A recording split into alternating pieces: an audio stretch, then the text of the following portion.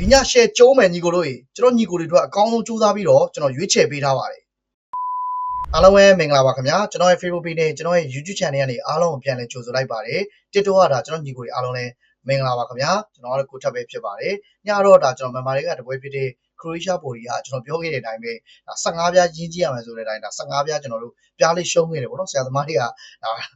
ါနှစ်ခုပြောင်းကံမသွားဘူးပေါ့ဆိုတော့ဘယ်လိုပဲဖြစ်ဖြစ်ကျွန်တော်တို့ဒါဘလို့မှတော့အရှုံးမရှိပါဘူးခင်ဗျာဆိုတော့ဒါဒီညလဲဒါကျွန်တော်ညီကိုတွေအတွက်ထုံးစံတိုင်းပဲကျွန်တော် free တပွဲဖြစ်တဲ့ဒါ member တွေကတပွဲကိုကျွန်တော်သုံးသက်ရွေးချယ်ပေးတော့မှာပဲဖြစ်ပါတယ်ဆိုတော့ရွေးချယ်မှုလေးမစခင်မှာကျွန်တော်ဒါ၄သိန်းပေါင်းတစ်ခက်ကိုကျွန်တော် Telegram channel မှာကျွန်တော်တင်ပေးထားပါတယ်ခင်ဗျာနောက်ပြီးဒီညကအစောပွဲတပွဲရှိဖို့များတယ်ပေါ့နော်တနားရီခွဲတဲ့ပွဲဖြစ်ဖို့များပါတယ်ဆိုတော့အဲ့ပွဲလေးကျွန်တော်ကြိုက်လို့ရှိရင်Switzerland နဲ့ကနေဒါပွဲဖြစ်ဖို့များတယ်ဗျာနော်ဆိုတော့ကျွန်တော်သိကြရတယ်ကျွန်တော်တကယ်ကြိုက်တယ်ဆိုလို့ရှိရင်တော့နိုင်တာရှုံးတာတယ်ပေါ့နော်ကိုတကယ်စိတ်တန့်ပြီးတကယ်ကြိုက်တယ်ဆိုတော့ကျွန်တော် Telegram channel မှာကျွန်တော်တင်ပေးသွားမှာဖြစ်ပါတယ်ဒါကြောင့်မို့ Telegram channel ကိုမ join ရသေးတဲ့ကျွန်တော်ညီအကိုတွေရှိလို့ရှိရင် join လာစီချင်ပါတယ် free join ရတာဖြစ်ပါတယ်เนาะညီကို Telegram link လေးကိုလည်းကျွန်တော် video တိုင်း caption တိုင်းမှာကျွန်တော်ထည့်ပေးထားပါတယ်ရှာမတွေ့တဲ့ညီကိုတွေကဒါကျွန်တော်ရဲ့ TikTok ဒီ chat box ပဲဖြစ်ဖြစ်ကျွန်တော် Facebook page Messenger မှာပဲဖြစ်ဖြစ်ကျွန်တော်ရဲ့ member ဒါ Viber number ဖြစ်တဲ့3992632444တက်မှာပဲဖြစ်ဖြစ်အားမနာတန်းဒါလာရောက်ပြီးတော့ယူလို့ရတယ်ကိုတက်ရေးဒါ Telegram link လေးလိုချင်လို့ပါဆိုပြီးတော့ဒါလာပြောလို့ရတယ်ပေါ့နော်ဒါပေမဲ့အကယ်၍များစာပြန်တာလေးပဲနောက်ကျခဲ့သည်ရှိတော့ဆိုတော့နည်းနားလည်ပြီးပါကြိုပြီးကျွန်တော်တောင်းပန်နေပါတယ်ခင်ဗျာအတက်နိုင်ဆုံးတော့စာရမြင်တာနဲ့ကျွန်တော်ချက်ချင်းပြန်ပြီးပါတယ်နော်ဆိုတော့ကျေးဇူးတင်ပါတယ်ဆိုတော့ပန်းမကြီးနဲ့တဲလေး share လေးလက်မလေးတောက်ချက်လောက်လဲကူညီပြီးတော့ကျွန်တော်နှိပ်ပေးထားခဲ့ကြပါအောင်ခင်ဗျာညီကိုတို့ရဲ့ဒီ like လေး share လေးတွေ comment လေးတွေကကျွန်တော်တို့ကတကယ်ခွန်အားဖြစ်စေပါတယ်ဆိုတော့ဒီနေ့ညအတွက်ကျွန်တော်ရွေးချယ်မှုလေးစလိုက်ကြအောင်ပါဗ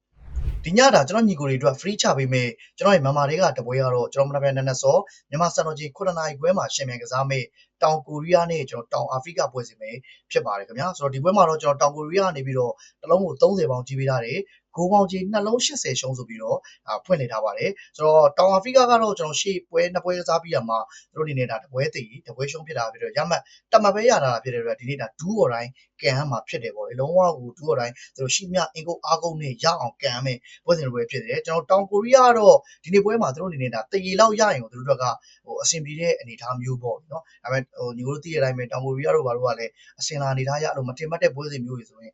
်မထင်သူတို့လောက်ပြတတ်တဲ့ပုံစံမျိုးရှိတယ်ဒီနေ့ပွဲစဉ်ရောဘယ်လိုမျိုးလောက်ပြအောင်မလဲဆိုတော့တကယ်စိတ်ဝင်စားဖို့ကောင်းတယ်ဆိုတော့ဒီပွဲတွေကလည်းကျွန်တော်တို့ဒီနေ့ပွဲစဉ်တွေကလည်းကျွန်တော်ဘယ်သင်းတွေကဒါလှည့်ပြန်ပြီးတော့ဘယ်သင်းတွေကတက်သွားမလဲဆိုတာအဖြေထွက်မှာဖြစ်တဲ့အတွက်တကယ်ဟိုဒါပြိုင်ဆိုင်မှုပြင်းထန်ပြီးတော့တကယ်ကြည့်ရှုလို့ကောင်းမဲ့ပွဲစဉ်မျိုးတွေဖြစ်ပါတယ်ဆိုတော့ဒီနှစ်သင်းရဲ့ကျွန်တော် current form အခြေအနေပြောပါဆိုရင်တော့ဟိုတောင်အာဖရိကမှာကျွန်တော်မကြိုက်ဆုံးအချက်ကိုအရင်ဆုံးကျွန်တော်ဆွဲထုတ်ပြီးပြောပါဆိုတောင်အာဖရိကရဲ့ဒီတိုက်စစ်ပဲတောင်အာဖရိကတိုက်စစ်ကဘာမှတိတ်ပြီးအလုံးမဖြစ်ဘူးရှေ့ပွဲစဉ်တွေမှာဆိုလည်းညီကိုသိတဲ့အတိုင်းပဲကျွန်တော်မက္ကဆီကိုတို့ပေါင်းတဲ့ပွဲစဉ်မှာဆိုလည်း2-0သူတို့ defense ဘိုင်းအဆင်ပြေတယ်ဟိုတောင်အာဖရိကရဲ့ defense ကသူတို့ထုံးစံတိုင်းပဲမာတယ်ဗျာမက္ကဆီကိုနဲ့ပွဲစဉ်မှာဆိုလည်းဒါသူတို့တောင်အာဖရိကတို့တယောက်လျော့သွားလို့ဒါမက္ကဆီကိုက2-0နဲ့သူတို့နှစ်ကိုပြတ်သွားတာတကယ်ခက်ကန်ရတာကျွန်တော် chef နဲ့1-1ကြားခဲ့တဲ့ပွဲစဉ်မှာဆိုလို့ရှိရင်လေအမှန်တိုင်းပြောရင်တကယ်လုံနိုင်ကိုင်နိုင်ခဲ့တာကတောင်အာဖရိကတို့တောင်ကျွန်တော်ပြောရမှာဖြစ်ပါတယ်ဆိုတော့အဓိကတော့သူတို့ရဲ့တိုက်စစ်အဆင်မပြေတာခံစစ်ကကျွန်တော်စိတ်ချလို့ရတဲ့အခြေအနေမျိုးတွေမှာဖြစ်တယ်ဗျာတစ်ဖက်ကကျွန်တော်တောင်ကိုရီးယားကိုကြည့်မယ်ဆိုတော့တောင်ကိုရီးယားတို့ဘာလို့ကတကယ်ကျွန်တော်ခံစစ်ကောင်းပြီးတကယ်ချစ်လက်တဲ့အသင်းတွေဆိုတော့တောင်ကိုရီးယားလေးဒီတိုက်စစ်ပိုင်းအနေထားကတော့အရန်ကြီးတော့အားရစရာမျိုးတော့မရှိဘူးဒါပေမဲ့တောင်ကိုရီးယားနဲ့ရှင်တော့တောင်အာဖရိကနဲ့ရှင်တော့တောင်ကိုရီးယားတိုက်စစ်ကသူ့အနေနဲ့ဆိုတော့လှုပ်ဖြစ်တယ်လို့တော့ပြောလို့ရတယ်ဒါပေမဲ့အရန်ကြီးကျွန်တော်စိတ်ဟိုတအားကြီးအနိုင်အားတိုင်းနဲ့တကယ်ကောင်းပြီးတကယ်အစိတ်ရှိနေတဲ့အသင်းမျိုးကြီးတော့မဟုတ်ဘူးပေါ့နော်တစ်ဖက်ကလည်းခံစစ်မာတဲ့အချိန်ဒီမှာနည်းနည်းလေးအဲ့လိုပျော့တတ်တယ်ပေါ့လေဆိုတော့ခံစစ်ပိုင်းကလည်းတောင်ကိုရီးယားရဲ့ခံစစ်ကကျွန်တော်ဆိုးရွားတဲ့အခြေအနေမျိုးမှာရှိမနေတာတစ်ချက်ရယ်ဆိုတော့ဒီနေ့ပွဲစဉ်မှာကျွန်တော်ပေးထားတဲ့ handicap ဈေးတန်းအနေထားအရကကျွန်တော်တစ်လုံး30ပေါင်နှလုံး80ရှုံးပေးထားတယ်ဆိုတော့ဒီဈေးဒီဝင်ရိုးတွေပေးရဆိုရင်ကျွန်တော်အမြဲတမ်းဒါကျွန်တော်အခါခွင့်သိရင်သိတယ်လို့ကျွန်တော်အမြဲတမ်းပြောပါတယ်ဆိုတော့ဒီဈေးတန်းအနေထားအရကဗိုဂီအနေနဲ့တောင်အာဖရိကကိုသွင်းကိုတကိုးတက်ပို့မရဘူးသွင်းကိုတကိုးရဖို့တော့ခက်ခဲမယ်ဆိုပြီးညှိုးထားတဲ့ဈေးတန်းမျိုးဖြစ်ပါတယ်ဆိုတော့တစ်လုံး30ပေါင်နှလုံး80ကျုံပေးတာဖြစ်တဲ့အတွက်တောင်ကိုရီးယားအနေနဲ့လည်းဒီပွဲကကျွန်တော်နှစ်ကိုးတက်မပို့တဲ့ပုံစံမျိုးပြဆိုတော့ဒီပွဲစဉ်ကကျွန်တော်သွင်းကိုက3ကို4ကိုဖြစ်ဖို့ခက်တဲ့ပွဲစဉ်မျိုးပါဆိုတော့ဘောလုံးကတော့ကျွန်တော်ဘာမှအပိုင်ဆိုတာမရှိတာဖြစ်တဲ့အတွက်ကျွန်တော်ဒီနေ့မှဟိုနောက်ဆုံးပွဲစဉ်တွေလည်းဖြစ်တာဖြစ်တဲ့အတွက်ဟို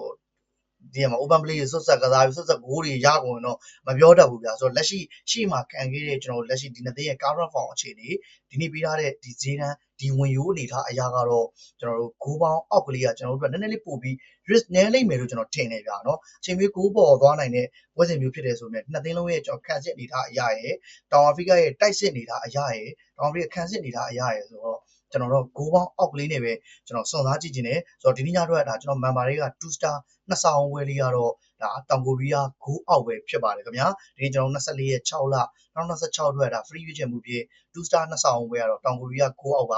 2 star ပါခင်ဗျာအားလုံးပဲဒါကန်ကောင်းကြပါစေဆိုတော့ဒါအတွေးမြင်တူတဲ့ညီကိုတွေကဆော့လို့ရပြီးတော့အကြိုက်မတူတဲ့ညီကိုတွေကလည်းမိမိအတွေးခေါ်လေးနဲ့ဒါချိန်ညင်ပြီးတော့ဆော့ပါတေချာတခုကျွန်တော်တတိထားမယ်တခုကတော့ဘောလုံးမှာဘာမှအပိုင်ဆိုတာမရှိဘူးဆိုတာပဲเนาะကျွန်တော်တို့အရင်ပတ်စံပြီးကျွန်တော်တို့ကအရင်ဆော့ရတာဖြစ်တဲ့အတွက်နင်းငံပြီးဘာမှမလုပ်ဖို့ကျွန်တော်အကြံပြုချင်ပါတယ်ကျွန်တော်ဘက်ကတော့ဒါအကောင်းဆုံးစူးစမ်းပြီးတော့ကျွန်တော်ရွေးချယ်ပေးထားတယ်ကျွန်တော်လေ့လာထားသလောက်ကျွန်တော်သိသလောက်အကောင်းဆုံးစူးစမ်းပေးထားတယ်နောက်ကျွန်တော် member တွေကပွဲပဲကျွန်တော်ချပေးခြင်းဖြစ်ပါတယ်ခင်ဗျာဆိုတော့ကျွန်တော် like ကျွန်တော် video မြင်ကြည့်နေတဲ့ညီကိုတွေကတော့ free to ဘာမှပြောစရာမလိုဘူးပေါ့လေနော်တခြားညီကိုတွေအတွက်ကျွန်တော်စီစဉ်တာစကားလေးပြောပေးခြင်းဖြစ်ပါတယ်ဆိုတော့ဒီနေ့အတွက်2 star နှစ်ဆောင်ပွဲလေးကတော့တောင်ကိုရီးယားဂိုးအောက်ပဲဖြစ်ပါတယ်ခင်ဗျာအားလုံးကန်ကောင်းကြပါစေကြည့်ရှုပေးကြတဲ့တယောက်ချင်းစီတိုင်းရောကျွန်တော်အသေးလေး share လေးလက်မလေးတောက်ချက်လောက်နဲ့ဝင်းရံပေးတဲ့ညီကိုတွေရောကျွန်တော်ဒီ comment လေးတွေနဲ့ဒါဝင်ရောက်ဆွေးနွေးပေးကြတဲ့တယောက်ချင်းစီတိုင်းရောကျွန်တော်တကယ်ကျေးဇူးအများကြီးပဲတင်ပါတယ်အားလုံးဒါစိတ်ချမ်းသာခြင်းကိုယ်ကြီးချမ်းသာခြင်းနဲ့ပြည့်စုံကြပါစေခင်ဗျာအသက်ရှူတိုင်းငွေဝင်ကြပါစေကျွန်တော်နောက်နေ့ဗီဒီယိုမှာပြန်ပြီးစုံပါမယ်ဗျ